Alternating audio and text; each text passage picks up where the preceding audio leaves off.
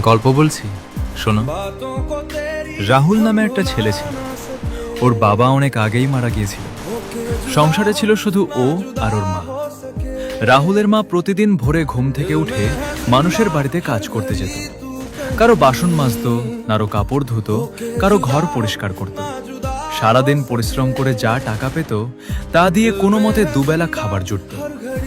রাহুল পড়াশোনা করতে খুব ভালোবাসত, কিন্তু স্কুলের মাসিক ফি, বই খাতার খরচ জোগাড় করা তার মায়ের জন্য খুব কঠিন ছিল।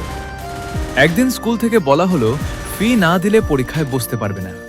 সেদিন বাড়ি ফিরে রাহুল দেখল তার মা চুপচাপ বসে আছে, চোখ দুটো লাল হয়ে আছে। রাহুল জিজ্ঞেস করলো, মা, তুমি কাঁদছো কেন? মা হাসার চেষ্টা করে বলল, কিছু না বাবা।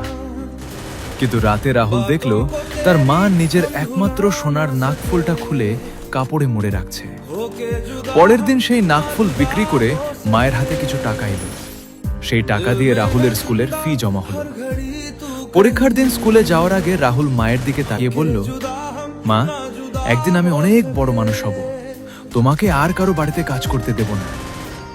মা শুধু হাসল, কিন্তু সেই হাসির আড়ালে ছিল হাজারটা কষ্ট আর হাজারটা স্বপ্ন। বছরের পর বছর কেটে গেল।